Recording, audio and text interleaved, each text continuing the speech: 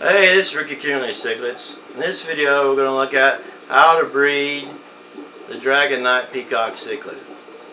Now, in the past, my videos in the past on Peacock Cichlids, how to breed them, I give details on how to breed the Peacock Cichlids, the sit-ups, different things, the steps, the different ideas that you can use to breed the fish. That's not what I'm going into in this video. You can refer to that video. What I'm showing in this video is what fish are breeding, what fish to create the Dragon Knight Peacock Cichlid. It's exciting. It's the first step and something that I think is going to be really astounding for me. It could be astounding for you.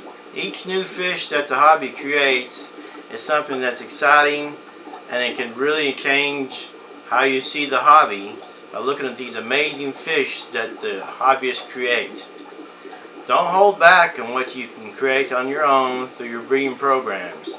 Don't let people intimidate you on Facebook saying you should not do that. Enjoy your hobby.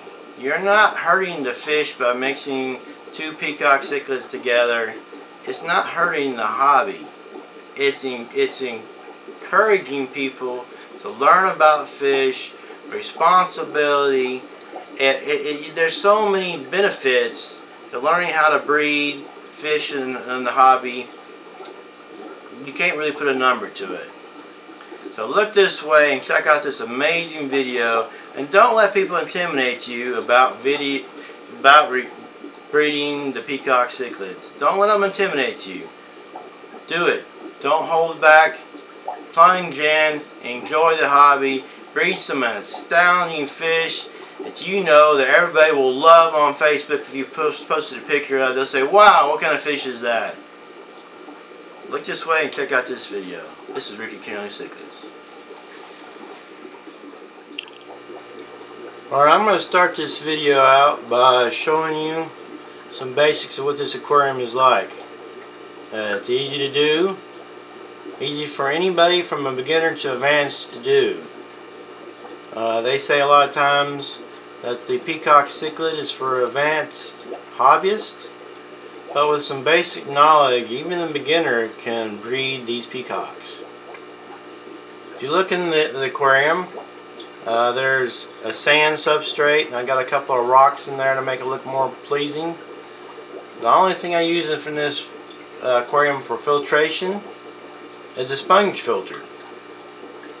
And it's been doing great over the last few weeks, actually for almost 2 months now. I'm glad I changed the filtration on this from using a canister filter.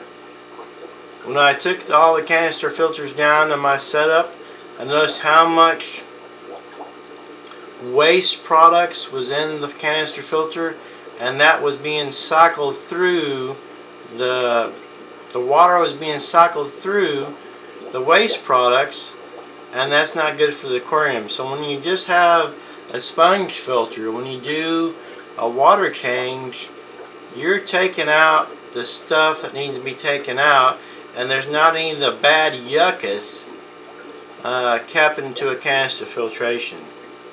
So that's done really well. In the past, you may have seen a video on Starburst, which Starburst is the Dragon Blood peacock in this aquarium. There's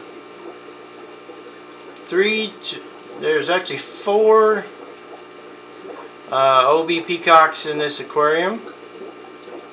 I have several icebreaker variety females in this aquarium, but I only have 1 male in this aquarium. That's very important for a breeding setup. You know what you're getting when they breed. You don't think, hey, did this come from this fish and this come from this fish? You know which male bred with your females. In this particular instance, I have been breeding Starburst to the icebreaker variety, and most of the fish, the fry that came from them, looked like a dragon blood. None of them looked like an icebreaker. There wasn't much of a mixture. This particular dragon blood had the strong genes where the dragon blood dominant trait came out in most of the fry. So since I already had another male dragon blood called Orange Crisp breeding with icebreaker variety, I decided to change things up, because in that instance the dragon blood that bred with the icebreaker variety, I had dragon bloods and icebreakers come from the broods, and we're going to see how those turned out in a future video. I have them being raised up, over 100 of them, recently collected those. So for the Starburst breeding program, I thought I need to come up with something different. What can I do? So in the past, when I worked at a hatchery, I bred a little bit of a dragon blood with some OBs, and there was some offspring that looked amazing. There was amazing contrast, because there was the dragon blood coloration, and then there was some black splotches. So I've done that recently with this Starburst peacock fish you see here, and what I've gotten from them is the beginning of the Dragon Knight Peacock. I'll be showing you that in the future, what they look like, but basically you have the dark coloration that you see in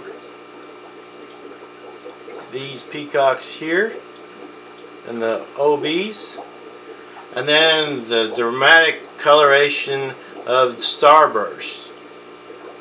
Now Starburst is an exceptional dragon blood peacock. Now there's others out there that look like him, but he's not as common as some dragon blood peacocks. There's many varieties of dragon blood peacocks. You can go out there and buy a dragon blood peacock, and there could be 10 to 15 different looking of the same name. It's sort of like, I don't know what it's sort of like, but it's got a mini variety in the dragon blood peacocks. So he does stand out. He is a stunner, and I think he's going to be great to be mixing with the OB peacock and create the Dragon Knight peacocks. I'm going to get some close-ups where I'm freehanding on the Starburst to give you a view of those. Now what's special about this Starburst peacock is he's got a lot more intense orange in him, but there's also some pink in the body. The light has to hit it just right for you to see some of these differences, and hopefully I'll be able to show you that in this video. You can see the pink come out in there. He's a very healthy male peacock, very good specimen. I don't have a lot of different ones in the past like him. I have a bunch raising up that are offspring from Starburst, but he was one picked out of a brood, and I decided to make him my breeder male for different projects.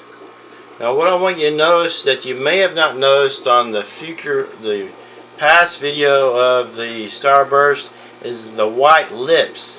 Are they not amazing? How many white-lipped dragon bloods have you seen? You may have seen more than I have.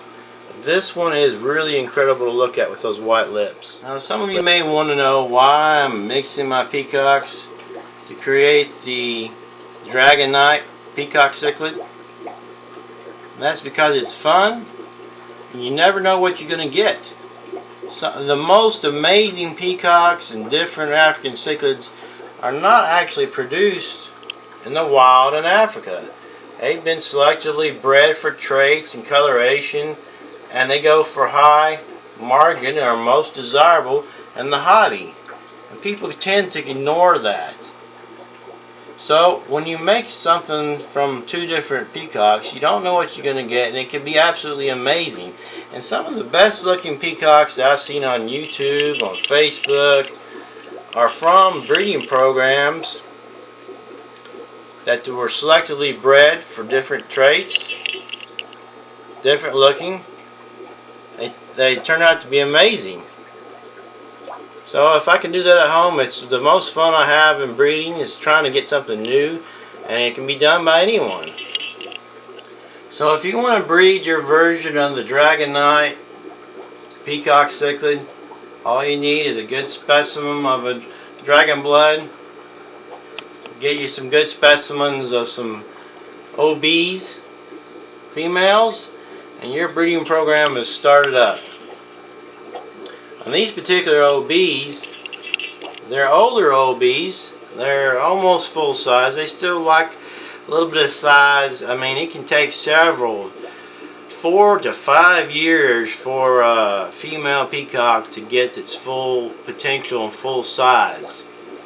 Some of you may have not kept a peacock for that long, but they can get very large if you'll grow them to maturity. Since these are larger OBs, the broods that they have will be from 50 to 75 young. That way I can get more at once and raise them up. It's just easier for me to do, and you can see more of the variety.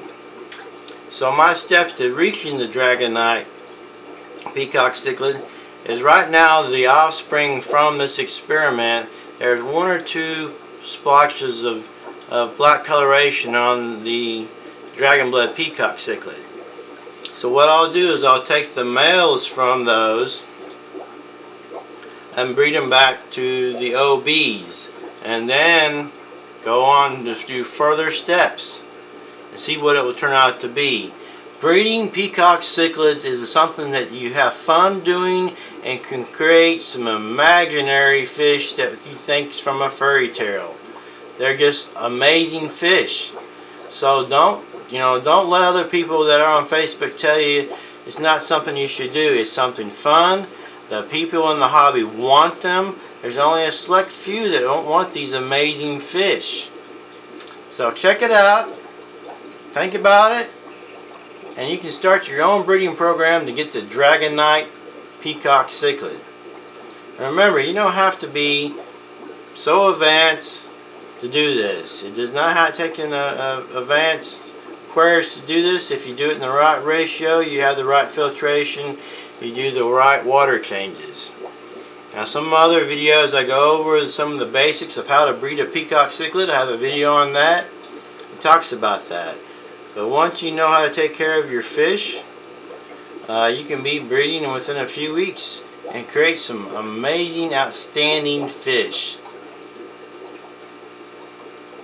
So look around the screen and let your journey begin, and pick another video from Richie Kennerly Cichlids. And thanks again for watching.